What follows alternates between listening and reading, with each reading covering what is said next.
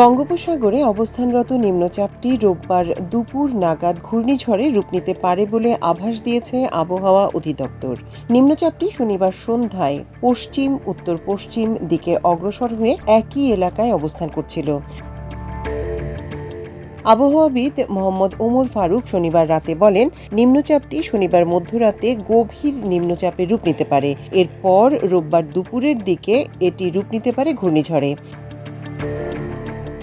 এই ঘূর্ণিঝড়ের তেমন প্রভাব বাংলাদেশে পড়বে না জানিয়ে তিনি বলেন, সমুদ্রপথে এর তেমন প্রভাব পড়বে না, তবে স্থলভাগে এর প্রভাবে দেশের পশ্চিমাঞ্চলে বিচ্ছিন্নভাবে বৃষ্টিপাত হতে পারে।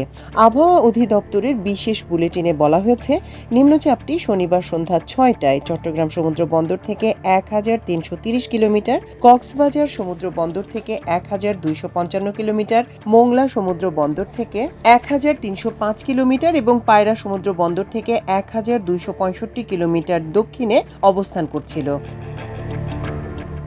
আবহাওয়া অধিদপ্তর বলছে, নিম্নচাপ কেন্দ্রের ৪৪ কিলোমিটারের মধ্যে বাতাসের একটানা সর্বোচ্চ গতিবেগ ঘন্টায় ৪০ কিলোমিটার, যা দমকা অথবা ঝোড়ো হাওয়ার আকারে ঘন্টায় ৫০ কিলোমিটার পর্যন্ত বৃদ্ধি পাচ্ছে। নিম্নচাপ কেন্দ্রের নিকটবর্তী এলাকায় সাগর উত্তাল রয়েছে।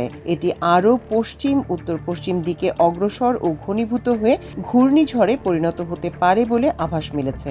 ঘূর্ণিঝড় হলে এর নাম হবে মন্থা। এই নাম দিয়েছে থাইল্যান্ড। থাই ভাষায় এর অর্থ সুন্দর ফুল। ভারত মহাসাগরে যেসব ঘূর্ণিঝড় সৃষ্টি হয় সেগুলোর নাম আগে থেকেই ঠিক করে রেখেছে বিশ্ব আবহাওয়া সংস্থা। পর্যায়ক্রমে এবার থাইল্যান্ডের দেওয়া নাম অনুসারে নতুন ঘূর্ণিঝড়ের নামকরণ করা হয়েছে। উত্তর ভারত মহাসাগরীয় অঞ্চলে বিশ্ব আবহাওয়া সংস্থার প্যানেলে রয়েছে ১৩টি দেশ। তারাই এসব নামকরণ করে থাকে। দেশগুলো হলো বাংলাদেশ, ভারত, ইরান, মালদ্বীপ, মিয়ানমার, ওমান, পাকিস্তান, কাতার, সৌদি আরব, শ্রীলঙ্কা, থাইল্যান্ড, সংযুক্ত আরব আমিরাত এবং ইয়েমেন। সাগরে নিম্নচাপের প্রভাবে চট্টগ্রাম, কক্সবাজার, মোংলা ও পায়রা সমুদ্র বন্দরকে ইতিমধ্যে ১ নম্বর দূরবর্তী সংকেত দেখিয়ে যেতে বলা হয়েছে। এছাড়া উত্তর বঙ্গোপসাগর ও গভীর সাগরে অবস্থানরত সব মাছ ধরা ট্রলার ও নৌকাকে পরবর্তী নির্দেশ না দেওয়া পর্যন্ত উপকূলের কাছাকাছি এসে সাবধানে চলাচল করতে বলা হয়েছে। মাল্টিমিডিয়া ডেস্ক, আমার দেশ।